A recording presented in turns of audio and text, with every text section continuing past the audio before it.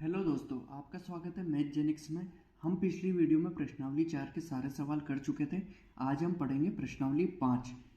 प्रश्नावली 5 है वर्ग और वर्गमूल, जिसे इंग्लिश में स्क्वायर एंड स्क्वायर रूट कहा जाता है।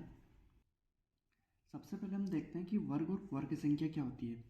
वर्ग किसे कहते हैं? किसी संख्या को स्वयं से गुणा करने पर प्राप्त संख्या वर्ग कहलाती है। एग्जाम्पल से समझते हैं, जैसे संख्या 2 है। 2 का वर्ग क्या होगा? 2 को अगर 2 से गुणा करेंगे, 2 इंटू 2 करेंगे तो 4 आएगा, तो संख्या 2 का वर्ग हो जाएगा 4। वर्ग संख्या क्या होती है? यदि एक प्राकृत संख्या m को n स्क्वायर से व्यक्त किया जाता है, जहां n भी एक प्राकृत संख्या है, तब m एक वर्ग संख्या होगी। थोड़ा कॉम्प्लिकेटेड लग रहा है, एग्जाम्पल से समझते हैं। जैसे संख्या 4 है, इसका वर्ग करेंगे तो इसका वर्ग क्या होगा? 4 स्क्वायर होगा, 4 इंटू 4। लेकिन ये जो संख्या 4 है, ये क्या कहलाएगी? ये कहलाएगी वर्ग संख्या। चूंकि संख्या 4 एक पूर्ण संख्या है, इसलिए 4 को हम पूर्ण वर्ग संख्या कहेंगे। यहाँ 1 से 20 तक की वर्ग संख्याएं दी हुई है, जिसमें एक तरफ वर्ग संख्या लिखी हुई है और दूसरी तरफ उनका वर्ग लिखा हुआ है। जैसे 1 का वर्ग क्या होता है? 1। 2 का वर्ग होता है 4। 3 का वर्ग होगा 9। 4 का वर्ग 16। 5 का वर्ग 25। 6 का वर्ग 36। इस तरीके से 20 तक दी हुई है। 20 का वर्ग 400।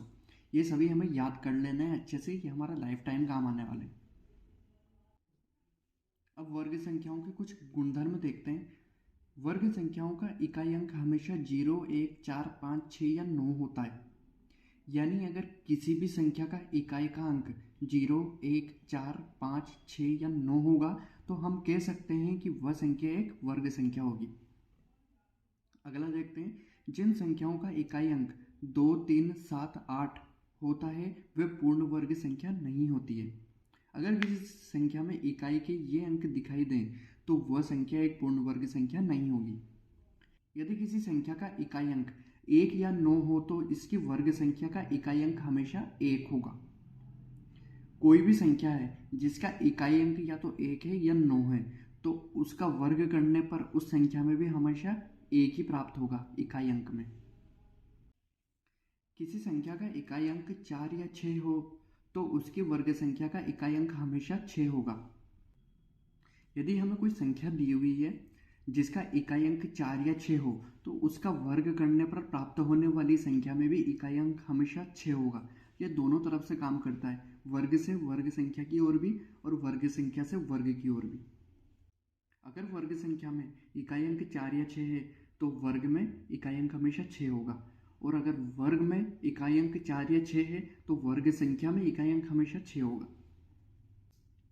नेक्स्ट देखते हैं, वर्ग संख्याओं के अंत में शून्यों की संख्या हमेशा सम होती है। नेक्स्ट देखते हैं, दो वर्ग संख्याओं n व n+1 के बीच 2n संख्याएं होंगी जो वर्ग संख्या नहीं है।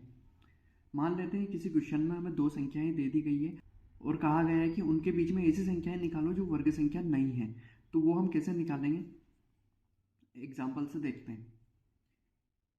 हमें क्वेश्चन में दिया गया है n बराबर 6 है, तो हम सबसे पहले दो संख्याएं निकाल लेंगे। दो संख्याएं कौन कौन सी होती है इस डेफिनेशन के अनुसार देखते हैं। तो n और n+1। n 6 है, पहली संख्या तो हमारे पास 6 आ गई।